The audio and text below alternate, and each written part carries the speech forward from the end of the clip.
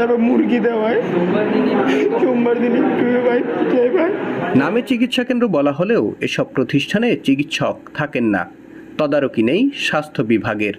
ফলে চিকিৎসা নিতে এসে ভয়াবহ নির্যাতনের শিকার হচ্ছেন মাদকাসক্ত রোগীরা। বিভিন্ন ধরন ছিল, যেমন বক্সের সাথে গান ছেড়ে তারপর হচ্ছে গিয়ে তাদেরকে মারধর করা হইতো, গোসলে বাথরুমের ভিতরে ঢুকে তাদেরকে মারধর করা হইতো, পাঁচজন টাইপকে ধরিয়ে মারে, বাথরুমের ভিতরে গোসলে নিলে মুখের ভিতরে গামছা ঢুকিয়ে তারপর মারে, বিভিন্নভাবে হচ্ছে গিয়ে তাদেরকে নির্যাতন করা হয়, মেন্টাল টর্চার করা হয় প্রচুর ধরনের, যেমন বাথরুমের সামনে নিয়ে ঘুম পাড়াই রাখে তাদেরকে। যে চিত্রটি দেখছেন এটি নগরীর কাউনিয়া এলাকার ক্রিয়া নামক মাদক নিরাময় কেন্দ্রে রোগীদের দুপুরের খাবার পরিবেশনের।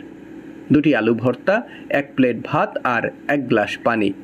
অথচ এই কেন্দ্রে রোগী ভর্তি ফি 12 থেকে 20,000 টাকা। মাদকদ্রব্য নিয়ন্ত্রণ অধিদপ্তর বরিশাল জানিয়েছে,